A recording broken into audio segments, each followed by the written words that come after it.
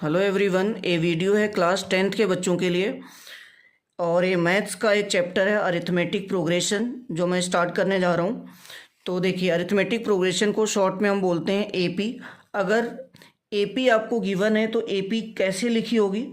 A plus D, A plus 2d, A plus 3d, A plus 4d के form में लिखी होगी। ए यहाँ पे फर्स्ट टर्म है, डी कॉमन डिफरेंस है और nth टर्म इसकी अगर आपको फाइंड आउट करनी है तो T N is equal to A plus N minus one into D. T N is the nth term, इसको हम ए एन से भी डिनोट करते हैं और एन इसमें नंबर ऑफ टर्म्स हैं। अगर आपको सम फाइंड आउट करना है एन टर्म्स का तो S N is equal to N by two A plus N minus one into D formula होगा और इसको हम ऐसे भी लिख सकते हैं N by two A plus L, where L is the last term and A is the first term.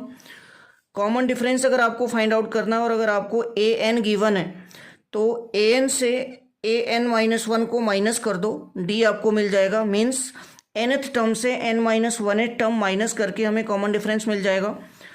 अब नेक्स्ट पॉइंट देखिए, ए बी सी अगर तीन टर्म्स हैं और वो ए पी में है तो b minus A is equal to C minus B होगा। b minus A is equal to C minus B, तो यहाँ से 2b की वैल्यू a प्लस सी आएगी। अब यहाँ से b आपको मिल जाएगा a plus C by two. B को हम अरिथमेटिक मीन बोलते हैं। अब देखिए, जैसे मैंने आपको बताया कि ए पी को हम कैसे लिखते हैं, ए plus D, A plus 2d, A plus 3d, A plus 4d। वैसे ही अगर मान लो किसी क्वेश्चन में ऐसे गिवन है कि 3 टर्म्स का समेशन कुछ इतना है, तो अगर समेशन की बात आ जाए तो वहाँ पे क्या करना है, पहले चेक करना है कि नंबर ऑफ टर्म्स ऑड है या इवन है। अगर नंबर ऑफ टर्म्स ऑड हैं, जैसे 3 नंबर ऑफ टर्म्स है, तो उस केस में आप ए पी कैसे लोगे, ए minus D, A plus D. अगर आपको नंबर ऑफ टर्म्स 5 गिवन है तो ए कैसे लोगे, ए minus 2d, A minus D, A plus D, A plus 2d। और अगर मान लो इवन नंबर ऑफ टर्म्स हैं तो इवन नंबर ऑफ टर्म्स में जैसे 4 टर्म्स अगर हम लेते हैं तो ये कैसे लेंगे हम, A minus D, A minus 3d, A minus D, A plus D and A plus 3d। आप यहाँ पे जब ऑड नंबर ऑफ टर्म्स की बात कर रहे हो तो यहाँ पे देखो कॉमन डिफरेंस डी का आएगा, लेकिन जब आप इवन नंबर ऑफ टर्म्स की बात करोगे तो यहाँ पे कॉमन डिफरेंस आपको 2d का मिलेगा। ये देखिए, हर दो टर्म्स के बीच में, हर दो एडजेसेंट टर्म्स के बीच में आपको जो डिफरेंस मिलेगा दैट इज 2d। तो ये था अरिथमेटिक प्रोग्रेशन की कॉन्सेप्ट। अब इसके बाद हम क्वेश्चंस पे चलते हैं। तो फर्स्ट क्वेश्चन देखिए, करें find the common difference of the A P, 1 by P, 1 minus P by P, 1 minus 2p by P. तो कॉमन डिफरेंस फाइंड आउट करने का क्या तरीका है कि सेकेंड टर्म से फर्स्ट टर्म को माइनस कर दो या थर्ड टर्म से सेकेंड टर्म को माइनस कर दो। तो सेकेंड टर्म हमारी थी 1 माइनस पी बाई पी और फर्स्ट टर्म क्या है, 1 बाई पी। तो माइनस करने के लिए मैंने देखिए क्या किया, इसको ब्रेक कर दिया, 1 by P minus P by P. तो 1 बाई पी और minus P 1 by P cancel हो गया और पी बाई पी को कैंसिल करोगे तो -1 आ जाएगा ये, तो ये आ गया आपका -1। तो ये था फर्स्ट क्वेश्चन, इसमें केवल simple common difference find out करना था आपको। चलिए नेक्स्ट क्वेश्चन पे चलते हैं। For what value of K will k plus 9, 2k minus 1 and 2k plus 7 are the consecutive terms of an A P. कह रहा है कि ये तीनों टर्म्स ए पी में है, ये तीनों टर्म्स ए पी में है, तो बताइए k की वैल्यू क्या होगी। तो अभी हमने पढ़ा था कि a प्लस बी प्लस सी अगर ए बी सी अगर ए पी में है तो b की वैल्यू होती है a plus C by two. तो देखिए, इसको मैं लेट कर रहा हूँ a, इसको b और इसको c। तो फार्मूला क्या बनेगा, b is equal to A plus C by two, B is equal to A plus C by two. Cross multiply कर दीजिए 2 को इधर, तो ये बन जाएगा 4k minus 2। This is equal to k plus 2k, 3k, 9 plus 7 16 होगा। अब यहाँ से 4k माइनस 3k k बन जाएगा और 16 प्लस 2 क्या बनेगा, 18। तो यहाँ से k की वैल्यू आ गई 18। दूसरा तरीका क्या हो सकता है कि ए बी सी अगर 3 टर्म्स हैं तो b minus A is equal to C minus B, ऐसे लिख के भी आप कर सकते हो, b minus A is equal to C minus B. तो यहाँ से भी सॉल्व करके k की वैल्यू आएगी 18। तो चाहे आप ऐसे कर लो direct b is equal to A plus C by two से, या b minus A is equal to C minus B से करिए, k की वैल्यू आपको सेम मिलेगी। नेक्स्ट क्वेश्चन पे चलते हैं। If nth term of an AP is 5 minus 11n, find the common difference. तो ये आपको nth टर्म गिवन है। अगर मैं इसमें n की वैल्यू 1 पुट कर दूं तो आपको फर्स्ट टर्म मिल जाएगी A1। अगर n की वैल्यू 2 पुट कर दूं तो आपको ये सेकेंड टर्म मिल जाएगी -17 आ रही है। अगर आपको कॉमन डिफरेंस फाइंड आउट करना है तो क्या करोगे, सेकेंड टर्म से फर्स्ट टर्म माइनस कर दो। तो ये सेकेंड टर्म है माइनस फर्स्ट टर्म, तो सॉल्व करके वैल्यू आ रही है -11। दूसरा तरीका क्या हो सकता है कि अगर आपको nth टर्म गिवन है तो n-1th टर्म निकाल लो, और nth टर्म और n-1th टर्म अगर आपको पता है तो कॉमन डिफरेंस फाइंड आउट करने के लिए क्या करेंगे, nth term minus n-1th term, इसको अगर हम सॉल्व कर दें तो सेम वैल्यू आएगी -11। तो कॉमन डिफरेंस निकालने के लिए हम दोनों तरीके यूज कर सकते हैं।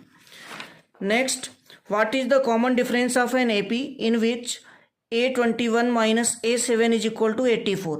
A21 का मतलब 21st टर्म है और ये 7th टर्म है, तो 21st टर्म से अगर हम 7th टर्म माइनस कर रहे हैं तो ये 84 आ रहा है।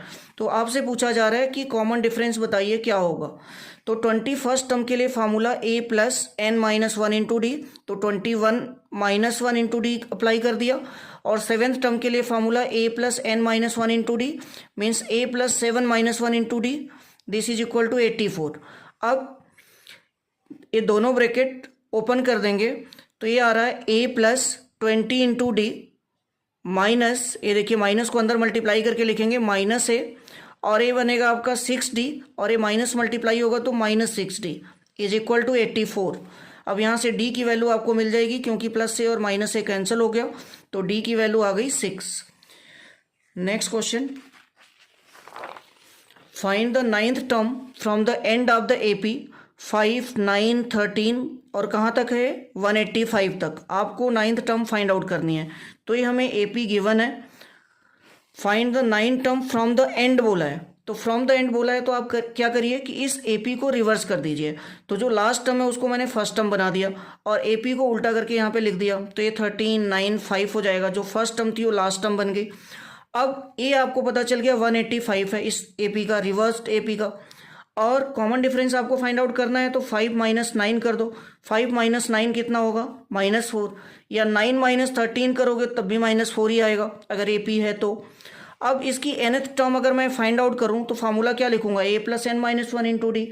आपको फाइंड आउट करना है 9th टर्म, तो 9th टर्म के लिए यही सेम फार्मूला लगाइए। A की वैल्यू पुट कर दी, n की वैल्यू पुट कर दी, D की वैल्यू पुट कर दी, और इसको सॉल्व कर दिया। A की वैल्यू 185, n की वैल्यू 9 एंड D की वैल्यू -4 हमने देखिए फाइंड आउट की है। अब ये पुट करके सॉल्व किया तो 9th टर्म आपकी आ गई 153। यही हमें फाइंड आउट करना था। नेक्स्ट क्वेश्चन पे चलते हैं।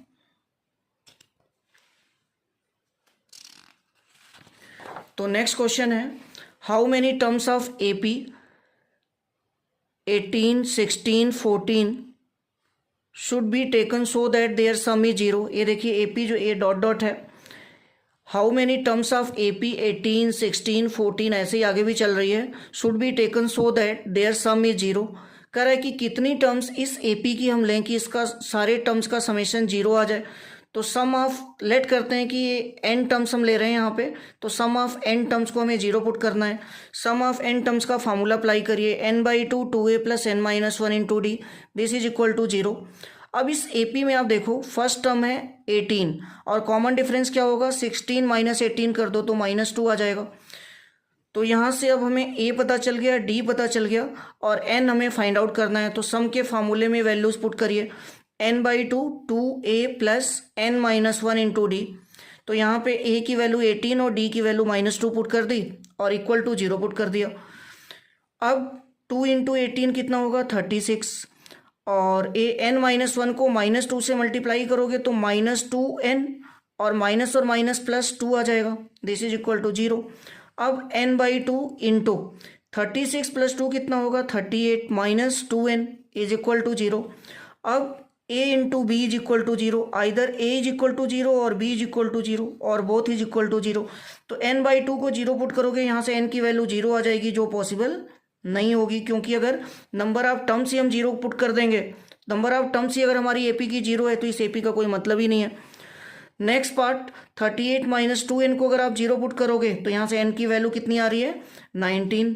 तो यही हमारी AP के टर्म्स होंगे जिनका सम कर देंगे तो AP का सम 0 हो जाएगा। जिनका हम सम करेंगे तो AP का के सम का टर्म आएगा का सम आएगा 0। चलिए नेक्स्ट क्वेश्चन पे चलते हैं। कर है find A and B such that the numbers A 9 B 25 form an AP। तो कह रहा है कि ये चार टर्म्स जो आपको दिख रही हैं AP फॉर्म कर रही हैं, तो बताइए A और B क्या होगा। तो देखो हम AP को कैसे लिखते हैं, AP हम लिखते हैं A plus D, A plus 2D, A plus 3D, ऐसे ही लिखते हैं। तो ये फर्स्ट टर्म हो गई, ये सेकेंड टर्म हो गई, ये थर्ड टर्म होगी और ये फोर्थ टर्म है।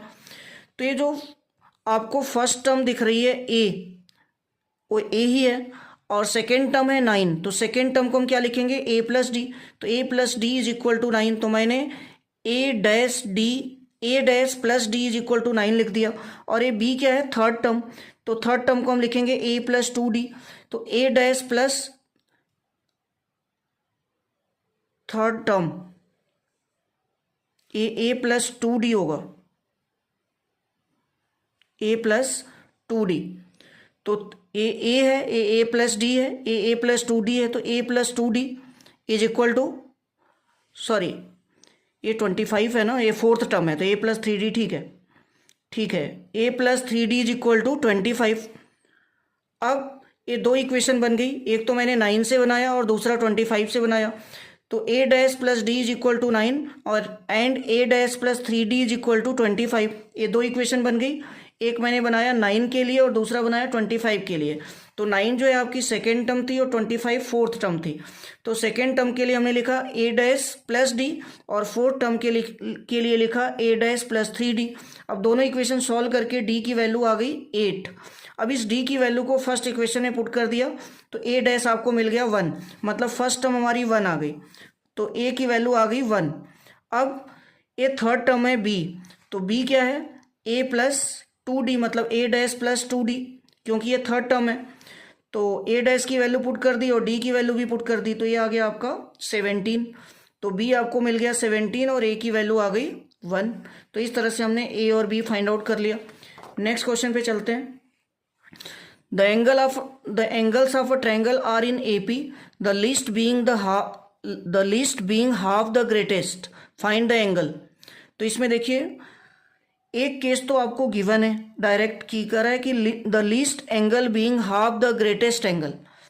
लेकिन किसी ट्रायंगल में अगर हम बात करें तो तीनों एंगल का समेशन कितना होता है 180 डिग्री। मैंने आपको बताया था कि अगर AP में नंबर ऑफ टर्म्स ऑड हैं, जैसे यहाँ पे 3 एंगल्स हैं, तो 3 एंगल्स का सम कैसे लिखोगे आप, तो 3 टर्म्स हम कैसे लेट करेंगे यहाँ पे A minus D, A plus D. अब इन तीनों का सम कर रहा है 180 होगा, क्योंकि ट्रायंगल के तीनों एंगल का समेशन 180 डिग्री होता है। तो यहाँ से माइनस डी और प्लस डी कैंसिल हो जाएगा, तो यहाँ से A की वैल्यू क्या आएगी 60 डिग्री। तो फ़ायदा यही हुआ कि हमने जो लेट किया A माइनस डी, A और A प्लस डी, जब हमने सम किया तो ये माइनस डी और प्लस डी कैंसिल होकर डायरेक्ट A की वैल्यू मिल गई आपको। तो इस तरह से लेट करने का यही फ़ायदा है। अब फर्स्ट टर्म हमारी है A minus D, second term है A और थर्ड टर्म है A प्लस डी। इसमें सबसे छोटी वैल्यू कौन सी है A माइनस डी, और सबसे बड़ी वैल्यू कौन सी है A प्लस डी। तो क्वेश्चन के अकॉर्डिंग अगर हम बात करें तो क्या कंडीशन है, जो सबसे छोटा एंगल है वो सबसे बड़े का हाफ होगा। तो जो सबसे छोटा एंगल है वो सबसे बड़े एंगल का हाफ होगा। तो ये देखिए 1/2 A प्लस डी कर दिया मैंने। अब यहाँ से 2 को अगर क्रॉस मल्टीप्लाई करें तो 2A minus 2D is equal to A plus D आएगा। अब यहाँ से 2A माइनस A बन जाएगा और D प्लस 2D क्या बनेगा 3D। तो A की वैल्यू आपको पता है, हमने फाइंड आउट कर ली है 60 डिग्री, तो पुट कर दिया मैंने। तो यहाँ से D की वैल्यू आ गई 20 डिग्री। अब आपको A भी पता चल गया और D भी पता चल गया। अब तीनों एंगल्स आप फाइंड आउट कर सकते हो, ये तीनों टर्म्स आप यहाँ से फाइंड आउट कर लीजिए। तो A minus D 60 minus 20, 60 minus 20 that is 40। और सेकेंड